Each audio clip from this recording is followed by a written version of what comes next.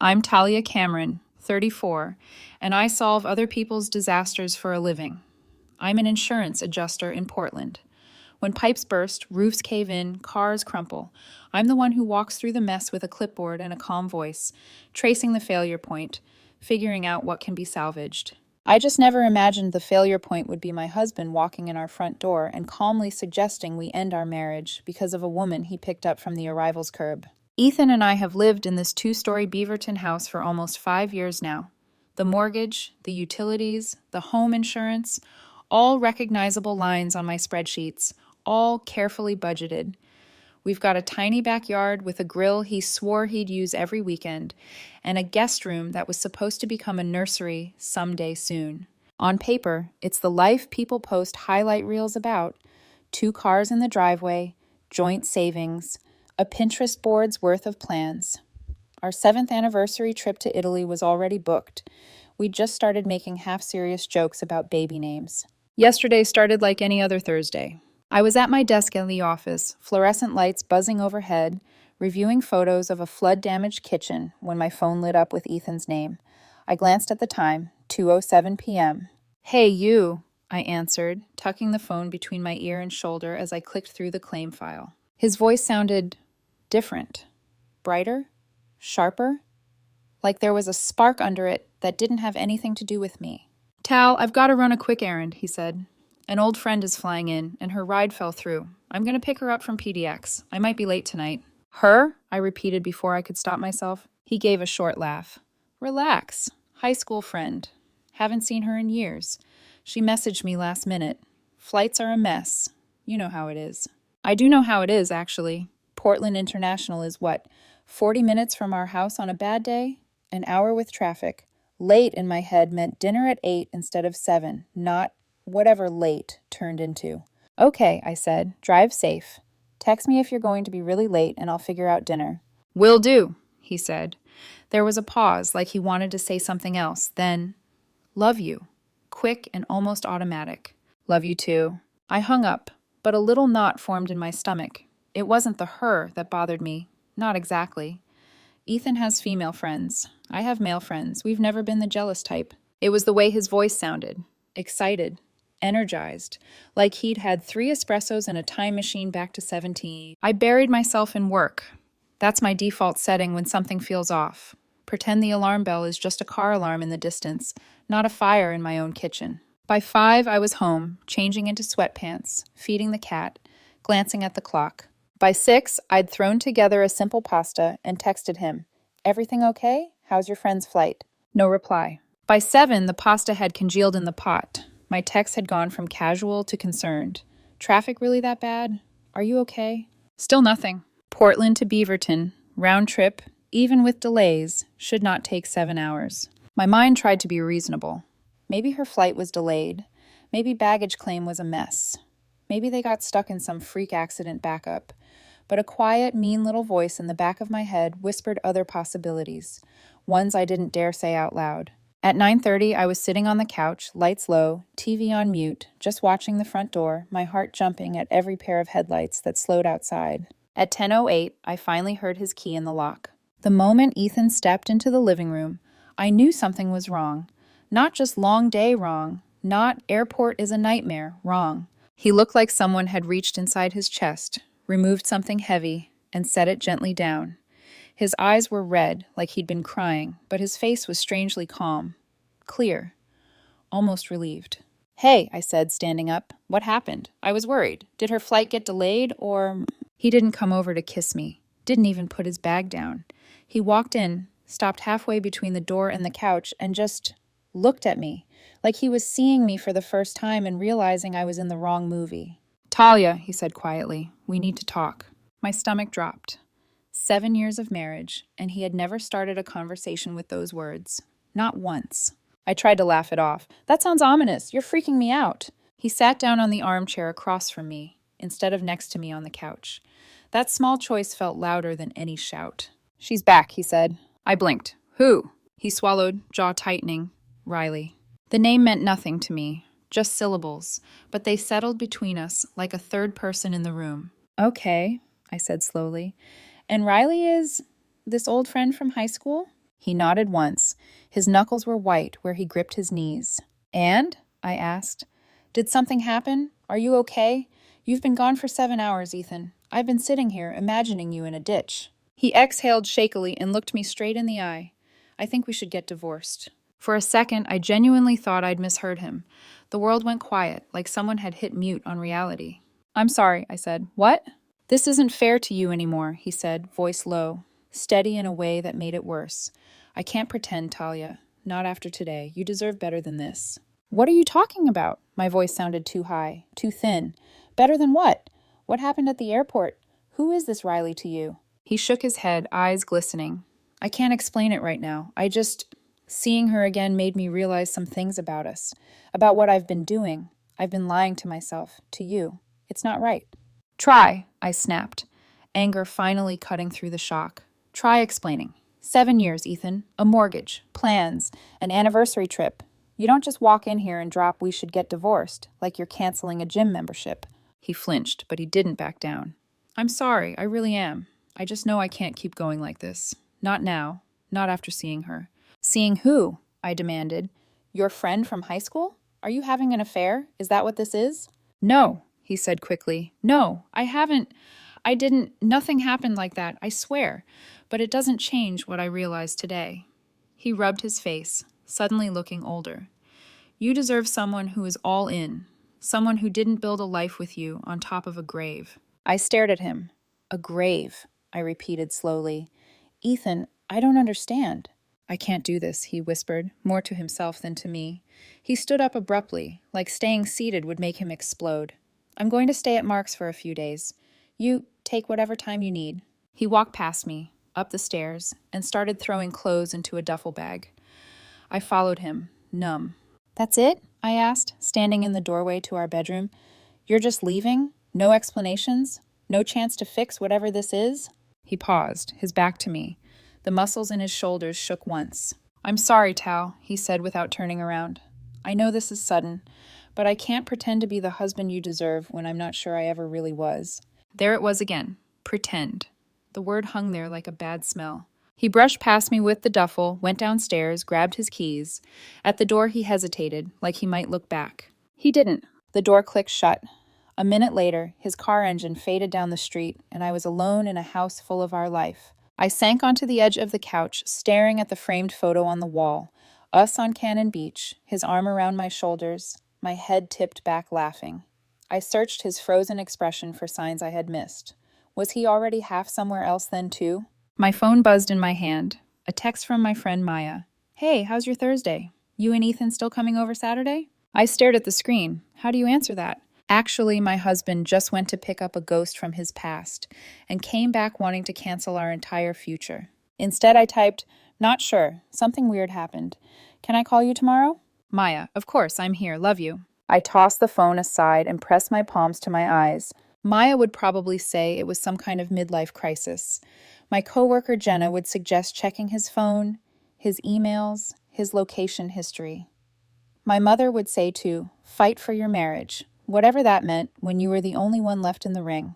All I could think, sitting in our too quiet living room, was one looping thought. 7 hours at the airport, 7 years of marriage. Somehow, the shorter one won.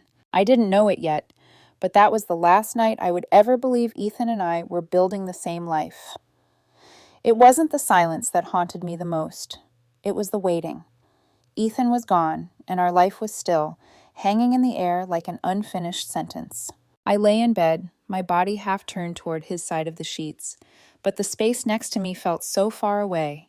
The covers had a faint trace of his scent, but it felt like a ghost, a trace of a person I no longer knew. I wanted to believe there was an explanation for all of this, some way to fix it. Maybe I was overreacting. But my gut told me something else, and when my gut tells me something, I listen. The next morning, I couldn't sit around and wait anymore. I needed answers, real answers. Ethan had been vague, avoiding any real conversation. He left for his friend Mark's place, leaving me alone with this chaos. I went through the motions, coffee, emails, scrolling through work messages, but my mind kept drifting to that box in the closet. I'd never thought to look in it before. In all our time together, I'd never once seen him go through it, never even considered the things it might hold. It had never felt like something important, like something to uncover, but now, in the silence of that house, it felt like the key. I pulled it down carefully, as though the contents inside could somehow explode. It was a cardboard box with a worn, taped-up edge, the kind that looked like it had been stashed away for years, left to gather dust, forgotten in the back of a closet. I placed it on the floor in front of me, crossed my legs, and opened the lid. Inside were yearbooks, photo albums, and letters, things that should have been tucked away but somehow felt more like a locked door I was supposed to never open. At first glance, everything seemed innocent enough. His senior yearbook, old Christmas cards, a few photos from his high school graduation. But then I saw them. Riley Kellerman. The name hit me before the face did. There she was, in photos, laughing and looking at Ethan like they were the only two people in the world. It was such a sharp contrast to the woman I knew. Riley was vibrant and open, completely unguarded in her affection for him. It made me wonder what I'd missed, what parts of Ethan I hadn't known, even after 7 years. There was one picture in particular that hit me like a punch to the stomach. It was from their senior prom.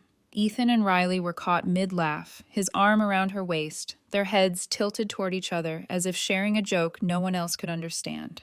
Why had I never seen these? In all the years we'd been together, I'd never heard about Riley, not once. Ethan had always been careful to keep his past, his first love, a closed chapter. Maybe I hadn't asked, but I had never gotten the feeling I was supposed to. I flipped through more photos, one after the other. It felt like I was looking at a different person, a different Ethan, the one that had shared his life with her, a person who seemed light, carefree, and fully invested. The person who had stood beside her at graduation, promising their future together. My breath caught in my throat when I reached the bottom of the box and found a stack of letters. I wasn't supposed to read them, but they were right there in front of me, and I had to. The handwriting was bold and confident, full of words that were nothing like the quiet, careful way Ethan spoke now. The letters were full of plans. I'll come back for you, Riley. I'm counting the days until we're together again, I promise. They were from Ethan, written in the early months of his military service, the same months Riley thought she had lost him. I sat back on the floor, stunned by the weight of it all. I wasn't just reading letters. I was reading his heart, written out and spilled between the lines. And it hurt to see how much of it was for someone else. I carefully set the letters aside and opened the last thing in the box, an old high school yearbook. I turned the pages slowly, flipping past memories of faces that meant nothing to me, until I came to the page where Ethan had written a note. At the bottom it read, "Always remember, Riley, you were my first love. Thank you for letting me grow." The words stung, the finality of it, the goodbye that never came. It was clear now. Ethan had never fully let go of Riley. I had been living with a man who, for all these years, had kept part of his heart with someone else. Maybe it wasn't intentional. Maybe it wasn't malicious. But I could no longer ignore the truth. Tears welled up in my eyes as I sank to the floor, surrounded by his past, by her. I wasn't angry. Well, I was, but it wasn't rage. It was sadness, mixed with the strange feeling of being an outsider in my own marriage. How had I missed it? How had I spent so many years loving someone who was still half in love with someone else? I closed the box and placed it back in the closet. I couldn't keep looking at it, couldn't keep questioning every memory I had of us. But now I knew. It wasn't about the letters, the photos, or even Riley herself. It was about the fact that Ethan had never been fully mine. I picked up my phone, shaking as I dialed Ethan's number. I couldn't wait anymore. I couldn't pretend that everything was fine when it wasn't. He needed to know that I knew, and I needed to hear him explain it to me. But when the phone rang once, twice, and then stopped, it became clear. He wasn't going to pick up. I hung up and closed my eyes. For the first time in a long time, I felt like I was looking at the situation clearly. Ethan had never been all in. He had never really chosen me. I had built a life with him, but it was built on sand, and the tide had come in. I didn't sleep that night. Not really.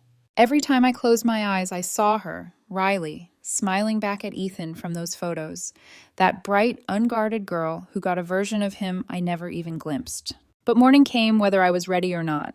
At 9:17 a.m., my phone buzzed. "Ethan, can we meet for coffee today? I owe you an explanation." My stomach twisted.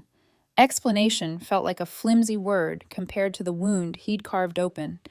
Still, I needed answers. I needed the truth from his mouth, not from a dusty box in our closet. I told him yes. We met at a little cafe near the river, the kind with succulents in mason jars and indie music humming too softly to disguise tension. Ethan was already there when I arrived, staring into a mug he wasn't drinking from. He looked wrecked, and I hated that part of me still cared. "Talia," he said, standing halfway, then awkwardly sitting back down as if he couldn't decide what he deserved. I took the seat across from him, the same way he'd done to me the night he asked for a divorce. "Start talking," I said quietly. He swallowed, rubbed his hands together once, then looked up with eyes that were frighteningly honest. "Riley wasn't just an old friend," he said. "She was everything to me." The words felt like needles going in slow. He told me about their early days, how she was his first real love, the girl who made him feel invincible, reckless, alive. How they made plans to get married after he finished his service. How they talked about houses they couldn't afford and road trips they never took. And then, he paused, looking down, the IED.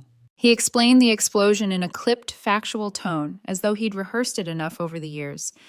That emotion had been sanded down to something blunt and manageable. His unit was hit.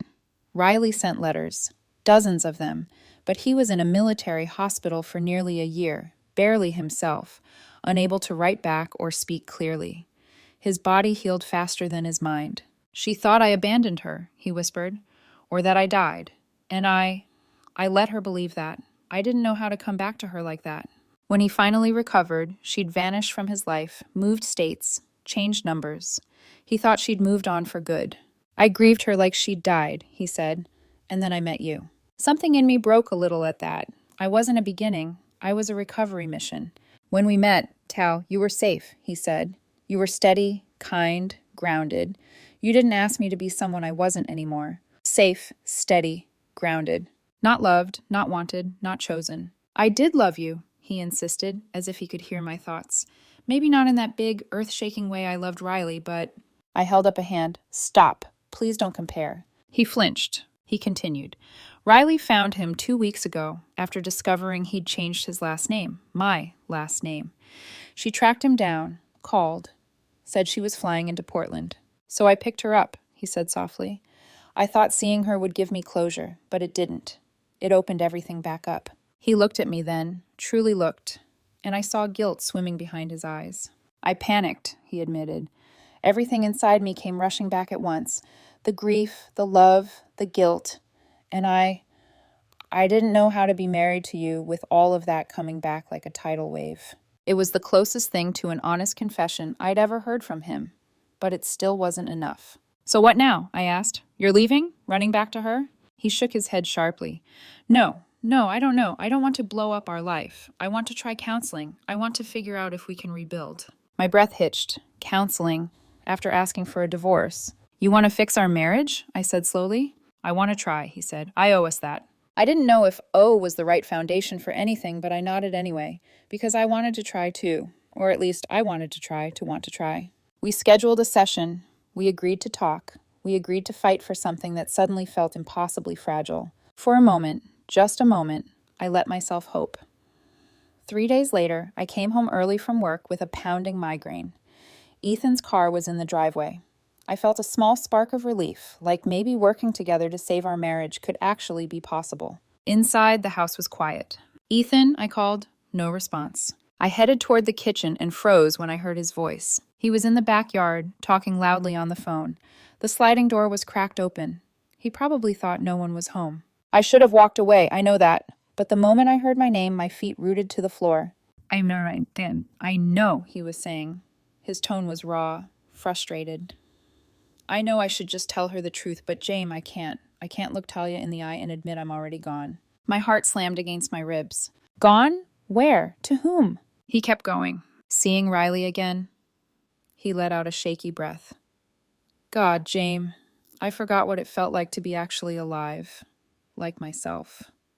The version of me that existed before the injury, before the numbness." There it was, another knife. "It's like I've been sleepwalking for 7 years," he said. "And now I'm awake again." Sleepwalking, 7 years, our entire marriage. I pressed my hand to my mouth. "The counseling is just—" Ethan's voice cracked. "I don't know. I feel like I owe it to her. She's been good to me. She didn't deserve this. But how do I go back to that life, to that version of me? Everything with her is stable, comfortable. Everything with Riley is alive. Stable, comfortable, alive. I felt myself tilt, like the floor had shifted under me. And if Riley had asked me right then at the airport, he said quietly, if she'd said, come with me, I think I would have. My stomach dropped so hard I nearly bent over. And now she's leaving for Colorado in a month, he continued. Part of me wants to go with her, just start over. But I don't want to destroy Talia's life. She doesn't deserve that. She deserves someone who actually loves her the way she needs. Silence. A silence that said everything. I backed away from the door as quietly as I could. I grabbed my keys. I walked out the front door without him hearing. I sat in my car for 3 hours, staring at nothing, letting the truth settle like ash. He wasn't trying to save our marriage. He was trying to ease his guilt. Counseling wasn't a plan. It was a delay. And the worst part? He was right. I did deserve someone who chose me first. And Ethan never had. The week after I overheard Ethan's conversation, I couldn't stay in the same house. I couldn't look at the pictures on the walls, at the tiny cracks I'd spent years pretending didn't exist. The house was too small for both of us, for the lies we'd been living.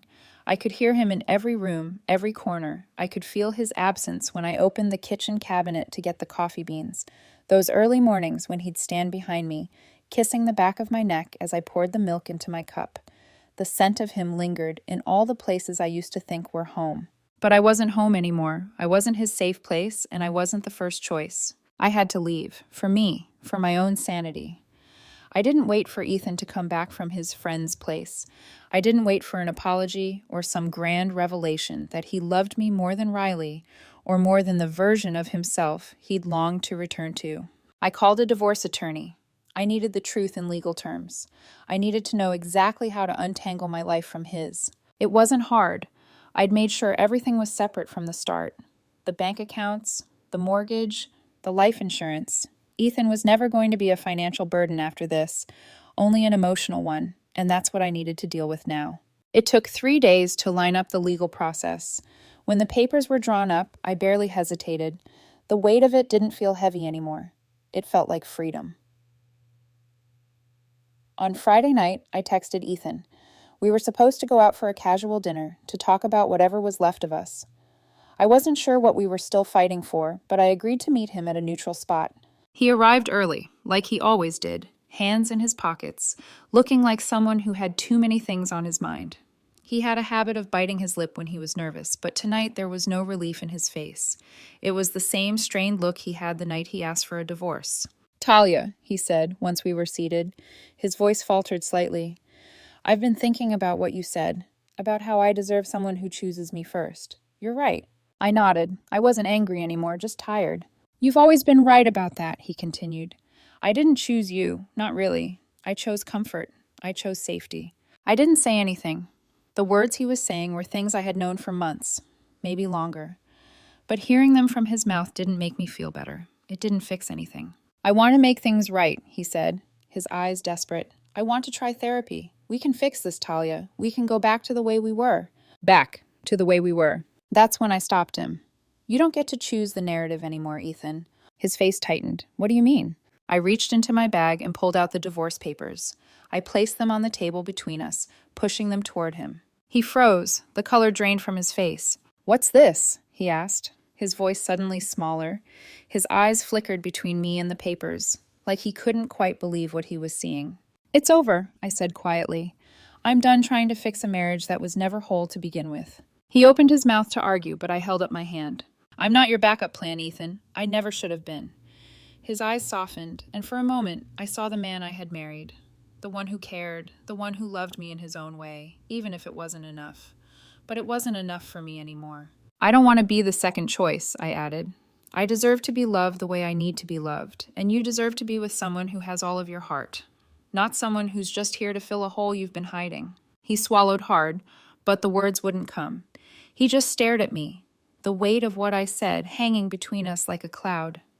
I could see it, the regret, the guilt, but I was done carrying both. I think you should sign those, I said, my voice steady now. We've been through enough, and you've had your second chance with me. I'm not giving you a third. Ethan stared at the papers, then at me. Finally, he exhaled sharply and picked up the pen. When the papers were signed, he asked, "Where will you go?" I smiled softly, even though it didn't reach my eyes. "I'm not sure yet, but I know where I'm not going." He didn't argue. He didn't try to convince me that there was still something to save. He knew it was over, the same way I did. I left the restaurant that night feeling light, like I was stepping out of a fog. For the first time in months, I wasn't drowning in what could have been. I wasn't carrying his unresolved grief anymore. 2 weeks later, Ethan called me. I didn't answer. I didn't need to hear it anymore. But he left a voicemail. "Talia," he said, his voice almost breaking. "I don't know what happens next, but I need you to know I'm sorry for everything. You didn't deserve this. You didn't deserve to be the safe choice. I want you to be happy, and I'll always regret that I couldn't give that to you." That was it, and it was all I needed. I hadn't been the safe choice. I hadn't been anyone's fallback. I'd been me. And for the first time, I was finally choosing myself. I moved out of the house. I bought a small apartment on the other side of Portland, one with enough light and space to breathe. I put up new pictures, filled the shelves with my favorite books, and even painted the walls a soft, peaceful shade of blue. For the first time in a long time, I felt like I was coming home to myself. I started therapy a week after the divorce was finalized. I spent the next few months rediscovering what it felt like to exist without the weight of someone else's emotional baggage. I learned how to love without losing myself in someone else's shadow. I learned how to choose me. And for the first time in a long time, I felt truly alive. Not in a way that was defined by anyone else, but in a way that was all mine. Ethan went to Colorado with Riley, and they seemed happy. Good for them. For me, life had only just begun. I was no one's second choice. I wasn't a consolation prize. I was Talia Cameron, and I was finally living life on my own terms. And that felt better than any second chance could ever feel.